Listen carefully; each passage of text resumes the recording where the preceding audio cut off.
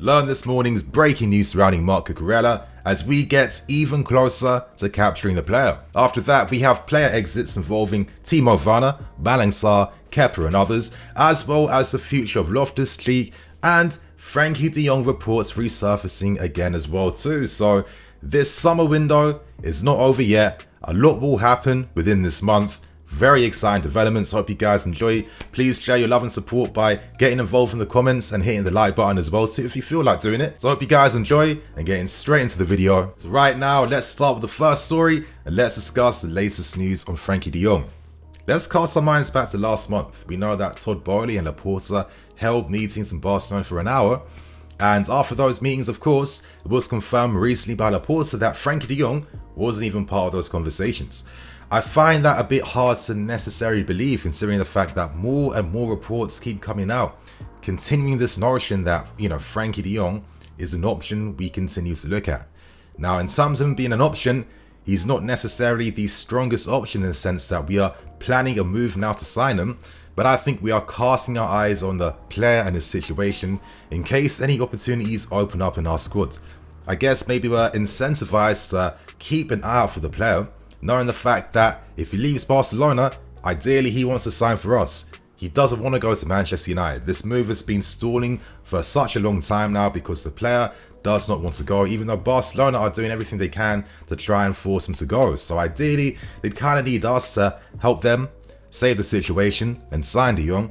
But then it comes down to what positions do we have in the team for him. I'm going to stand by this. I'm going to stick by this here. We have Mateo Kovacic. Stylistically, De Jong, Kovacic do the same things in the team.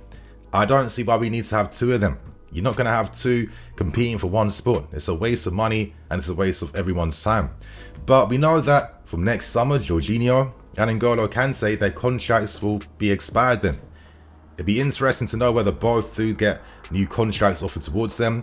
If so, I'm hoping we keep Kante because he's unique and one of the best players around, and just seeing him in pre-season, having rest, having that time to recover and recuperate, you can see that he's probably back to his best now, and I just hope it stops all this stuff every year with Sarr Kante whenever he has like a small 1 month dip. It's getting really boring now, to be honest. So in that sense, I could see De Jong being a strong option for the future, but ideally he'd make more sense for next summer compared to right now. And if we were to have him in the team, we'd have to make some sacrifices to make his spot available. He's signing for us, he's signing to play week in, week out, and to become a key player. So I can see why the club are only just monitoring his situation to see what opportunities do arise. But it was interesting though. Gary Neville literally tweeted an hour ago saying that when he was in Miami, when Barca were of course playing their preseason friendlies there, he was told by third-hand parties that De Jong preferred staying at Barca or signing for us. There is only two options. Of course, there's not much competition for the player currently, and I'd actually believe Gary Neville because he's a famous ex-football player in the industry. I'd imagine contacts on his phone are going to be contacts I can't even imagine or think about, to be fair. So I've got no reason to think he'd be lying over something like this. So I guess let's see what happens as this window does progress. But I feel like if anything happened for Frenkie De Jong, it would happen as the window draws to its end. So that's the first story out of the way. Let's move on to the second story and let's discuss the latest news of Marc Cucurella. It's been confirmed now by Fabrizio Romano, but we have already agreed a personal terms agreement for the player, which is always quite positive. Now, knowing us as fans, just agreeing personal terms doesn't mean the signing is complete, but a lot of times, normally on average, when a player confirms those agreements, it does give you a strong indication that, of course, something is happening here and there's a massive probability that you will end up signing the player. It's helping us now that Brighton currently are looking at replacements now for Cucurella, with Angelino now of RB Leipzig being an option they're strongly considering, especially as RB Leipzig signed Rome instead as its replacement. So I can see how this merry-go-round is going to kick into effect. And to be honest, I think out of all the signings now, and just based on the fact that the window is ending soon, I can't imagine that we're going to take more Koundé L's before the window closes. And my personal hunch and feeling is that Cucurella is going to be the next signing that we do make. I guess it's going to help though in the sense that Cornwall is being looked at as an option to offer to get this deal over the line, and it seems like in current negotiations it looks like we want to offer a buyback option as part of this deal. I find it quite interesting we let all these guys go, put massive buyback options on them as well too. I don't see us being in a situation where we'd be able to re-sign all of them. And I feel like maybe other top clubs, you know, as your Barca's and your Madrids and your Cities and co, need to maybe sign younger bloods, of course, keep that momentum going. I feel like they are going to look at those options like your Livers, Corwalls and stuff in the future. So I don't think it'll be as easy for us to just entice them just like that. But regardless, I think Corwall, of course, going to Brighton, he'll probably excel there. They play a very complementary system that will suit him as well too, and give him that opportunity to play in the Premier League. 20 million. Hopefully this means that Cucurella could cost between 25 to 30 mil to get this deal over the line.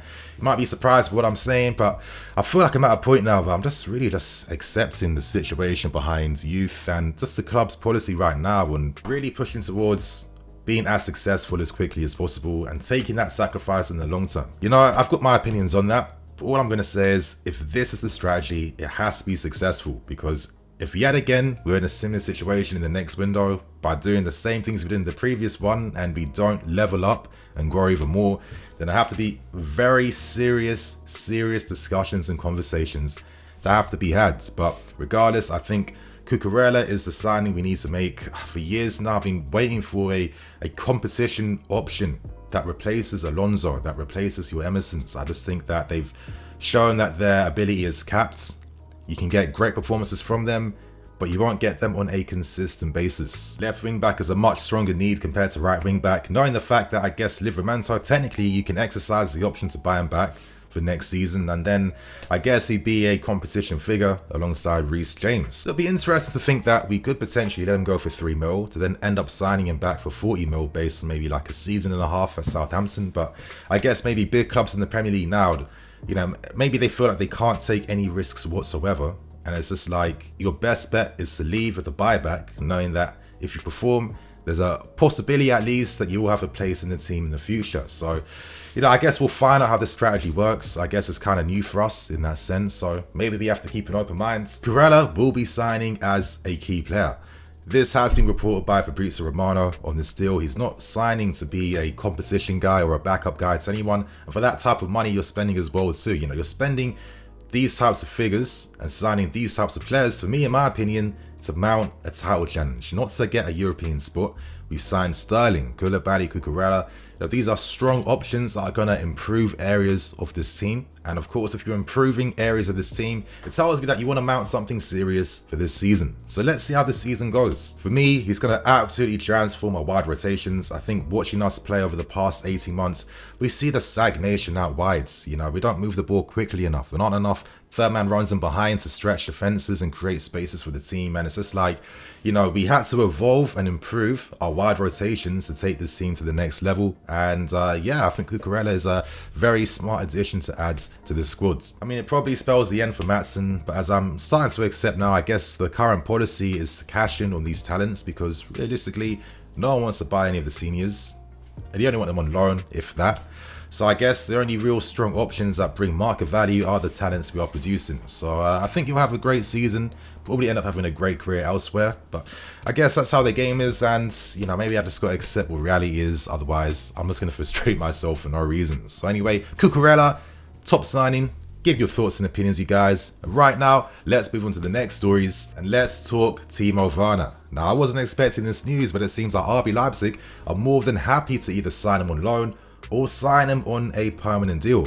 Now, interestingly, some reports are suggesting that maybe Thomas Tuchel isn't necessarily happy with letting him go, and maybe it comes down from a pure coaching perspective of, okay, I'm losing an attacking player, I need an option there to replace them if I want to do anything for next season. And that's how a lot of managers like to think. But for me, though, I think Werner wants out. He's kind of been quite cryptic, but actually not cryptic, but very subtle, I'd say, in terms of his like veiled critiques of how he's used and how he's not really playing his best football for us. So it's one of those situations where if you don't move him on, his value will keep on falling and falling and falling. And when he's on 275k a week, the confidence we have behind giving these guys top tier wages just like that, it's it's always quite interesting in the long run.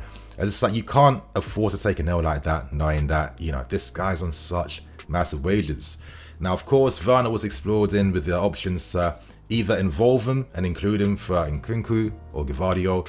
In the case of Gvardiol, he just ain't going this summer, so I don't understand why I keep seeing reports of our interest. it must be long-term interest because he isn't leaving us unless we want to do something crazy like offer 100 mil, which we aren't going to do.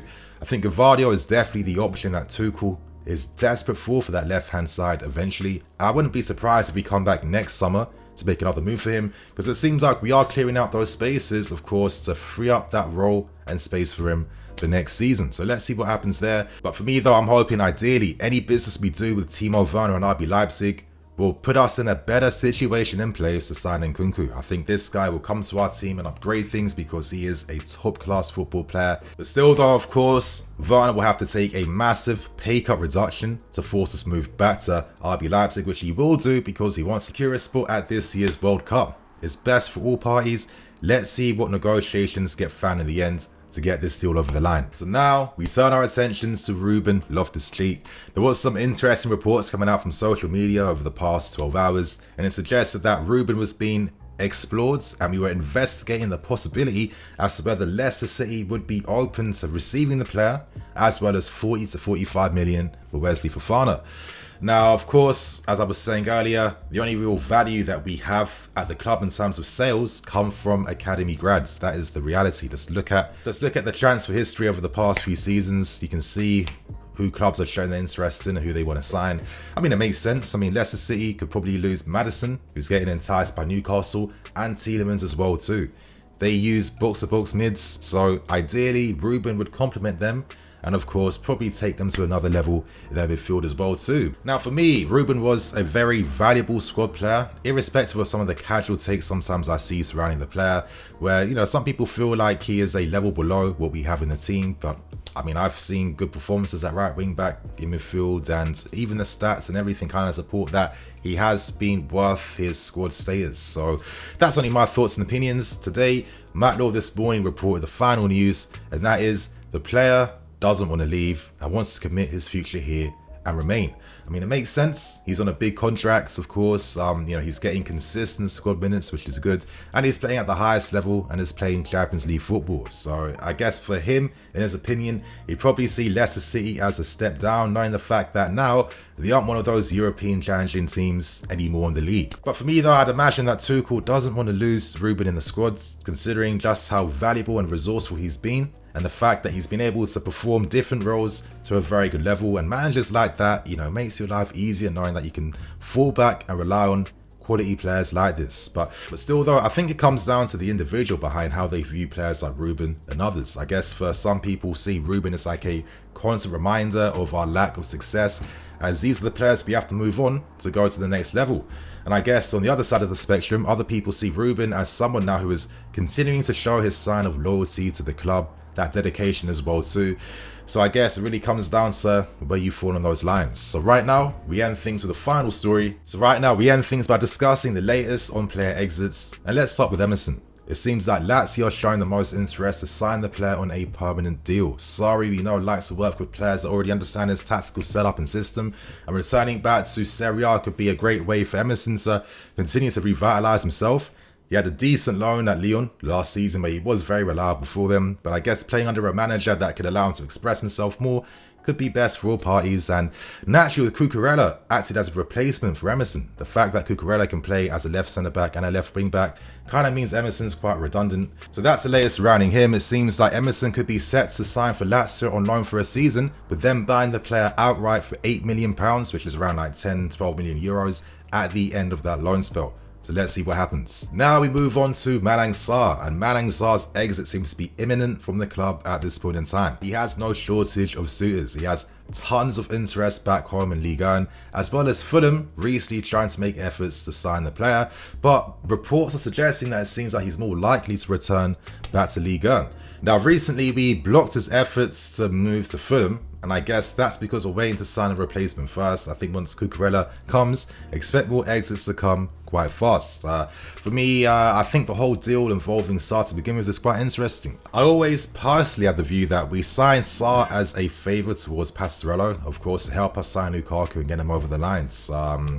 Because I didn't really see the value behind it. I guess because we signed him on a free, it does mean that he generates money for us. So if he does leave on loan, you're getting a loan fee, and you're getting his wages off the book as well too. And then one day, you're bringing in a future transfer fee. Ideally, I guess, you know, our new policy of letting players leave to develop elsewhere in hopes that their market value boosts, I guess we'll find out if it works with Malang Sarr. And ending things with Kepa too, it seems like he will be set to sign for Napoli, but we need to come to an agreement first. Reports say that we want €3 million as the loan fee to let Kepa go, with bonuses.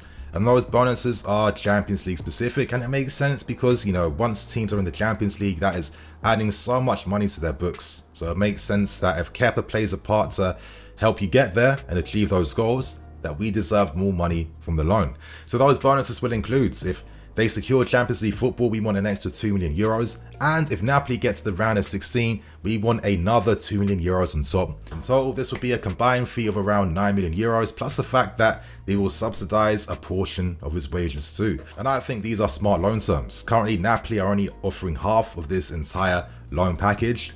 They'll have to offer a bit more because Kepa, there's a bit more life to the player. So you guys, here are the latest reports that dropped this morning. Expect more news to be coming out soon, and expect me to be releasing my Prem predictions within this week as well. So on that note, I'm Nini FC, this is BlueLionsTV. I'll catch you guys there with some more videos. Cool.